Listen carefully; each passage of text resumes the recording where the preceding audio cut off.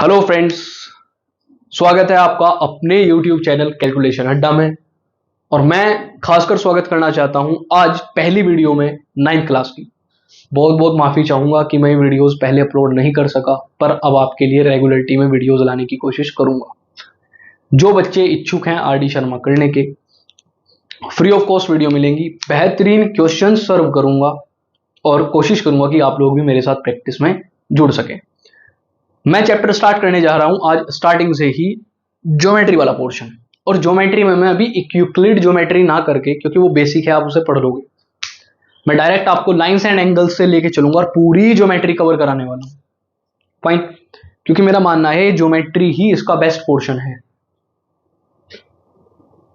ठीक है भाई मित्रों, आज स्टार्ट करते हैं लाइंस एंड एंगल्स से। मैं आपको लाइंस और एंगल्स की परिभाषा यानी डेफिनेशन ना देते हुए आपको छोटी छोटी बेसिक चीजों पर लेके जाऊंगा, जो आपको डायरेक्ट क्वेश्चन सोल्व करने में आपकी मदद करेगी।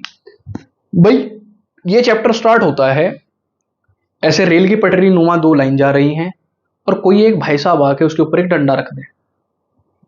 एंगल मैटर नहीं करता। अब जो रेल की पटरी पर वो उसने डंडा रख दिया, उस डंडे को यहां कहा जाता है ट्रांसवर्सल। देखना ध्यान से, चैप्टर का नाम लिख दूं क्या? Lines and angles. भाई मेरी राइटिंग बहुत ज्यादा अच्छी है, आप मैनेज कर लेना अगर समझ ना आए। ठीक है, खूबसूरत राइटिंग है, थोड़ा दिक्कत होगी समझने में पर चल जाएगा। ध्यान से देखो भाई, ये वो रेल की पटरियां हैं। अच्छा जी, मार्कर भी आज इस समय धोखा देगा। मैं आपके लिए मुझे कलरफुल मार्कर लाने पड़ेंगे, काम चलेगा नहीं भाई। भाई जरा ध्यान से देखो, ये L और M नाम की रेल की पटरियां हैं और दोनों तरफ दौड़ती चली जा रही है। और एक ताऊजी ने आगे यहाँ ऐसे डंडा रख दिया यूं, और इस डंडे का नाम रख दिया उसने P। क्या नाम रख दिया? P। तो LM जो है वो रेल की पटरियां हैं और डंडा रखा है उसके ऊपर P। भैया जो LM है ना, इन LM लाइन को कहते हैं पैरेलल लाइन। अब पैरेलल लाइन का कॉन्सेप्ट समझ लो भाई साहब। अगर आपसे कोई पूछ लेना डेफिनेशन में बिल्कुल देसी भाषा में कि पैरेलल लाइंस है क्या, आपसे सिर्फ एक ही जवाब देना, रेल की पटरी। पर समस्या कहाँ आएगी अगर उसने पूछ लिया कि रेल की पटरी का ही कॉन्सेप्ट क्या है, तो आप उन्हें कहना कि वो लाइंस जो थ्रू आउट द डिस्टेंस, यानी वो जितनी दूर तक भी जाएंगी, उनके जो बीच की डिस्टेंस है, यानी उन लाइंस के बीच की जो डिस्टेंस है, या फिर आप कह सकते हैं डिस्टेंस भी ना कहो, हाँ, अगर मैं उन लाइंस के बीच में एक एल्टीट्यूड डालूं और through out the distance constant रहेगा। कॉन्स्टेंट इन द सेंस, अगर वो 3 मीटर यहां से लेके चले तो वो लास्ट में भी जाके मेजर करोगे आपको 3 ही मीटर मिलेगा। यानी जिनके बीच की प्रॉपर डिस्टेंस एल्टीट्यूड वाली थ्रू आउट सेम रहेगी, वही क्या है आपकी पैरेलल लाइंस। जैसे आप इन दो पॉइंट के सामने मेजर कर लो, यहां मेजर कर लो, दोनों की डिस्टेंस D आएगी। कुछ भी हो सकती है, मैंने D कह दिया। ठीक है, अब ऐसे जो डंडा डाला इसको नाम दिया गया है यहां ट्रांसवर्सल। ट्रांसवर्सल ये स्पेशल नाम है भाई। ठीक, स्पेशल कैसे है? रजिस्टर्ड है, ये नाम रजिस्टर्ड है इसके लिए। अब ट्रांसवर्सल किसी और लाइन को नहीं कह सकते। अब ट्रांसवर्सल इस लाइन को तभी कहोगे जब भाई साहब ये पैरेलल लाइन को कट करे। और ये दोनों कैसी हैं? ये दोनों पैरेलल लाइन है। ले भाई, यह है पैरेलल का सिंबल, ये दोनों पैरेलल लाइन है, और अगर ये पैरेलल लाइन को कट करके निकलेंगी तो ही इसमें हम बहन जी को ट्रांसवर्सल कहेंगे, वरना ये सिंपल एक लाइन है। अब इस ट्रांसवर्सल की खास बात समझो भाई क्या है। ये ट्रांसवर्सल बड़ा खेल करता है, और इस ट्रांसवर्सल का खेल है लाइंस एंड एंगल्स में। इसने कहा कि भाई साहब अगर पैरेलल लाइन को मैं काट के गया तो सबसे पहले तो मेरे वर्टिकली अपोजिट एंगल इक्वल कर दो। ठीक है भाई, मैं इन्हें नाम दे रहा हूं 1 2 3 4 और 5 6 7 8। मैं कुछ पेयर्स बनाऊंगा आपके सामने, ध्यान से देखना भी। तो सबसे पहले मैंने बनाए नंबर 1 पर वर्टिकली अपोजिट एंगल्स के पेयर। कौन कौन से पेयर इक्वल है? एंगल 1 इक्वल्स टू एंगल 3 है, एंगल 2 इक्वल्स टू एंगल 4 है।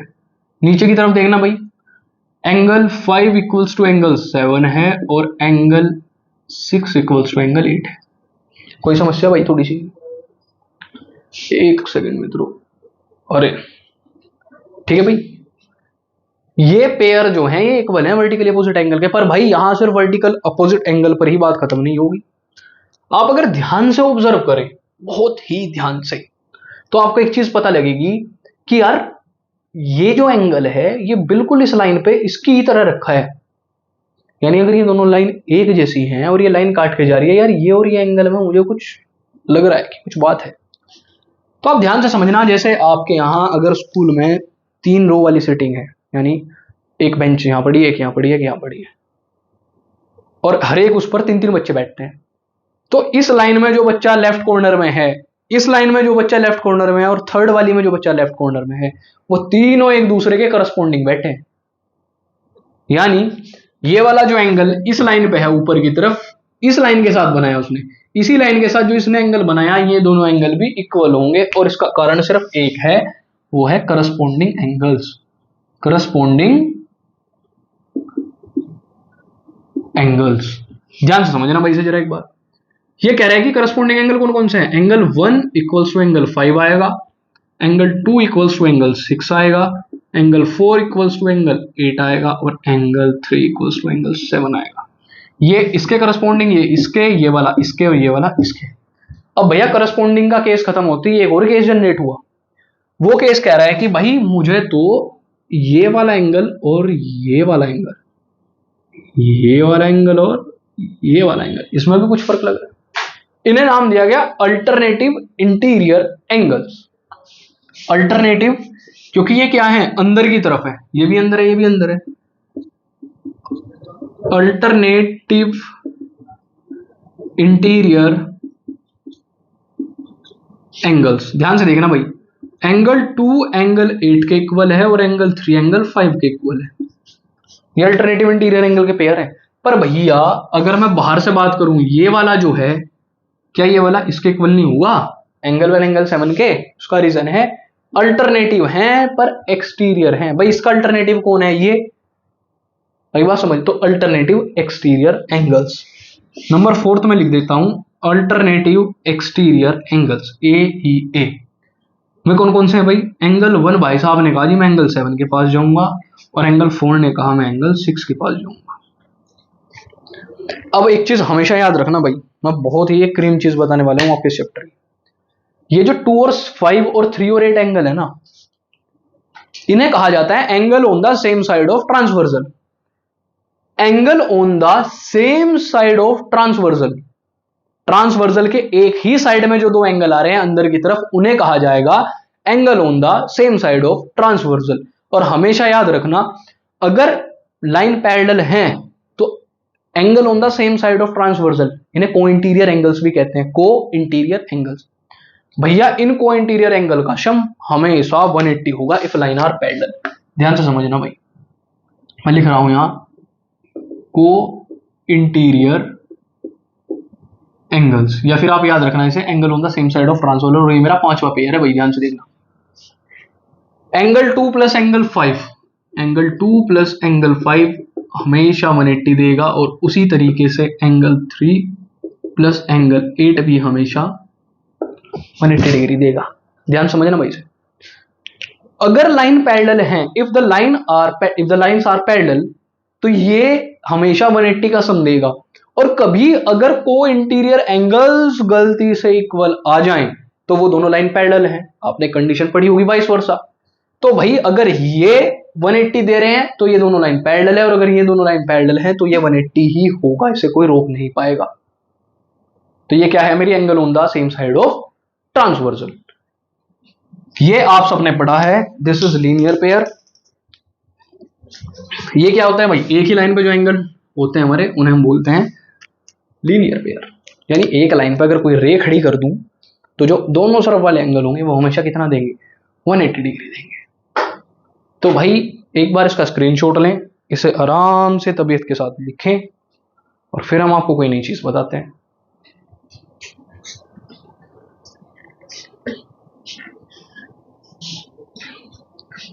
हाँ जी मित्रों, कुछ समझ में आया?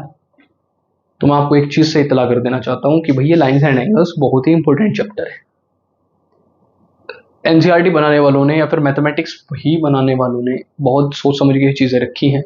आप पहले लाइन्स एंड एंगल्स, इवन आप सबसे पहले तो पढ़ोगे यूक्लिड्स की ज्योमेट्री। यूक्लिड को क्या कहा जाता है? फादर ऑफ द ज्योमेट्री, पिताजी हैं वो ज्योमेट्री के। क्या याद रखना है आपको? आप सबसे पहले पढ़ेंगे यूक्लिड ज्योमेट्री, पढ़ लेना, थ्योरेटिकल है। लाइन्स एंड एंगल की शुरुआत मैंने कर दी है।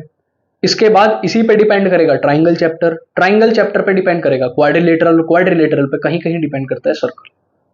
तो आप एक के लिंक बनाए बिना आप लास्ट की चीज नहीं समझ पाएंगे, इसलिए मैंने आपका आज स्टार्ट करा है लाइन्स एंड एंगल्स।